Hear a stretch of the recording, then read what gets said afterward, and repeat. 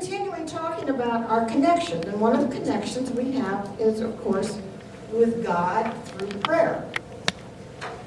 When I attended the Southeast Region of Unity Worldwide meeting in Florida in 2009, I was thrilled to find that Reverend Jim Rosemurgy is now serving as a Unity ministry in Fort Myers, Florida. I don't know if you're familiar with Jim. He is quite the prolific author. One of his books I love is Quest for Meaning. And of course, my favorite is Even Mystics Have Bills to Pay. About prosperity and about, it's about being, we're so spiritual, we're no earthly good. So you need to have the earthly good in there a little bit. So Jim's really practical. And he wrote a book that I really found interesting called The Third Coming.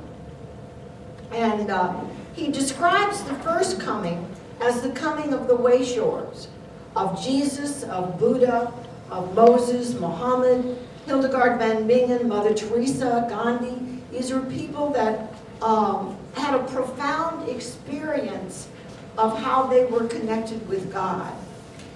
Someone asked Buddha what was the difference between in him before he was had the experience under the Bodhi tree and afterwards. And he simply said, now I'm awake. Now I'm awake. Something as simple as that after that profound experience that he had. So how does Jim describe the second coming? Many are waiting for great earth changes that bring importance of the second coming, that these leaders will be coming back and great calamities will happen and great judgments are awaiting those that are not prepared. Anybody heard of this over the years? They've even got movies about it and imagining what this time is going to be like. What if the second coming is nothing unexpected, nothing as grand as even what happened in some of the first coming. I mean, imagine a poor carpenter from a nothing town in the far reaches of the Roman Empire. Someone so insignificant by the world's standards that no one even understood what was happening. So why would the second coming be anything grander than what happened the first time? The world seems to wait one of countless wayshowers to return the second time and lead people into a world filled with peace and with justice. I personally think that the expectations of the second coming is for people who didn't understand what happened the first time around.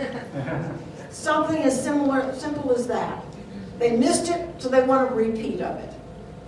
I don't know. I think that the second coming is just going to be something when we actually get it, what the wayshowers were trying to teach.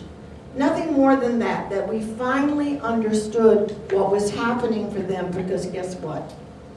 It's happening with us. So let's skip this over the second coming and go to what Jim calls the third coming.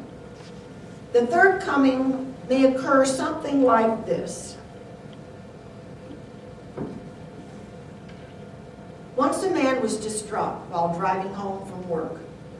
Tears clouded his vision, so he pulled off the road, placed his head on the steering wheel and sobbed. With his chest heaving and through the sounds of his own labored breathing, he heard a still small voice say to him, "Stop struggling." With these two words came a peace that passed understanding. This is the way God works, and only God can cause transformation with a few simple words. Any of us could have said to this man, "Stop struggling," but there would have been little effect. He may have even resented our admonition. He might have known he needed to let go, but he was not able to do so. However, when God speaks, we listen. When anyone has a spiritual experience, an indelible mark is made on the soul. The heart of the initial awakening is that we catch a glimpse of another world or way of life. The cheerful man driving home from work discovered a peace that transcended his circumstances. Sometimes we receive an insight into ourselves or a situation that allows us to see ourselves differently, to gain another perspective, or to respond with peace and with compassion. How many of us have had spiritual experiences that have profoundly changed us? Anybody had one? Have you had that still small voice? I mean, it's kind of hard to explain. I know the times that I've had the experience, it's been just a whisper, but the energy in that whisper is so strong. It just ripples through me and seems to ripple in throughout everything that's going on around me. And then you kind of go, what was that? What was that? It was not grandiose. It was not a chorus of angels. It was quiet, but it was so deep and so wonderful that I knew that something was happening. And it could be just the words. I remember one experience was the word, all I heard was, listen up, this is important.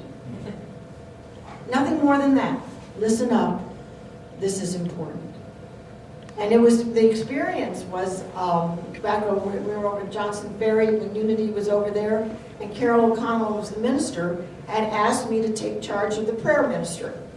And I started to give all the excuses as to why I was too busy until I heard the voice that said, listen up, this is important. And of course I said yes. And that led to me establishing the chaplains program there, as I have at every church that I've been part of over at Unity of Gainesville, and even helped Unity of Chattanooga as they started their chaplains program. But just those few little words, and it opened a door for me that I wouldn't have opened any other way. How different our reactions are when we get advice from other people. We may or may not follow it. Is it even possible to fix someone else? I mean, do we really have that power? Do we really want to have that power? Well, I always think that we're giving all this wonderful advice. Then if someone is turning to us, they're missing the boat of where they need to be turning. And where is that? Within. Listening to themselves. I mean, I've had people come up to me, well, you're a minister, you need to say the word. I've got news for you. I can't fix you. I can support you, I can care about you, I can pray with you, but I can only enhance what is already going on inside of you. Why would I want to interfere with your personal experience with God? Remember that next time someone is asking you for advice. What does your inner guidance tell you? That's why your song was so wonderful. What does your inner guidance tell you? How can I support you in getting that guidance?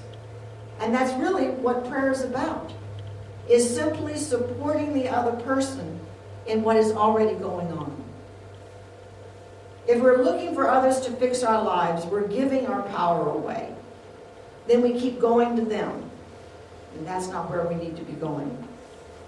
What does God have to say about what is going on in your life right now? Not what I have to say. What does God say to you? At the times we are in the greatest pain, it may feel that our very soul is crying out. That's when we get that deep message.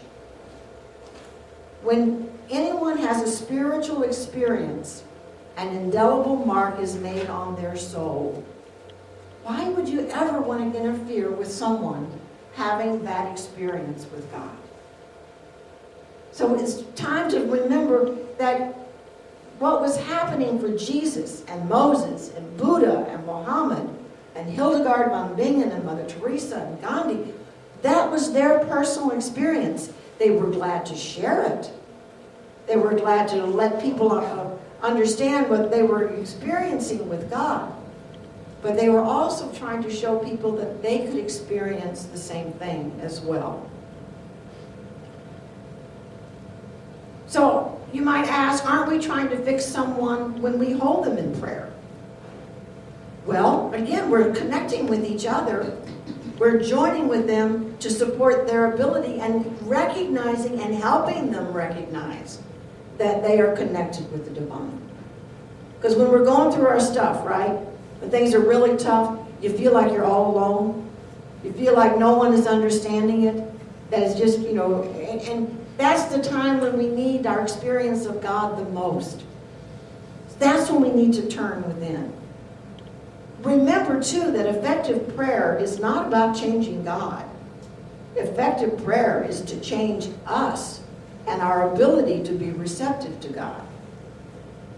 Dr. Rocco Errico, who's the Aramaic Bible scholar, who I just love Rocco. But he tells us that the Aramaic word for prayer used by Jesus is slotha, S-L-O-T-H-A, slotha. And it literally means to set a trap for. So what he was talking about, when they were using that in the Mideast, is if you were trying to catch a bird or a small animal, they would set up a basket propped upside down with a stick and put food underneath, and then they tie a string to the stick, and then they go hide in the bush. And they would wait for the bird or the small animal to go after the food, and then they would pull the stick out, and the basket would fall down, trapping the bird or the animal. So that's what he was trying to talk about when he was talking about prayer, is that we get ourselves situated so that we're ready for those God thoughts. That we are, Rocco even said, it's more like a blank VCR tape. We're ready to record from God. But it's when we keep doing it the other way, trying to tell God, you need to do this, you need to do that. That's not the way it works. God may smile. God's spirit, but God may have a spiritual smile. But it's also us opening ourselves to be receptive. What happens when we actually are praying for someone else? Martha Smock, who was the editor of the Daily Word for 35 years at Silent Unity, described it beautifully. She says, your greatest prayer for another is the realization that God is within them, a loving presence, a power for good, a moving force that heals and guides and blesses. Feel your oneness with those for whom you pray. In working with the chaplains, we always say, when you're praying for another person, you're actually giving them the carbon copy of the prayer. Because since you're the one doing the prayer, you've got the original.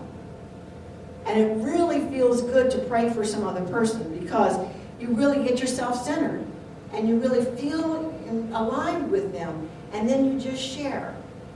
But again, you're just enhancing the experience that they're having of God, not trying to fix, just holding the space that they're experiencing God for themselves.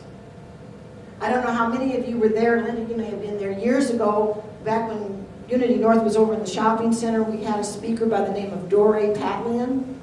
Remember Dore? I really liked him. He has a religious science orientation.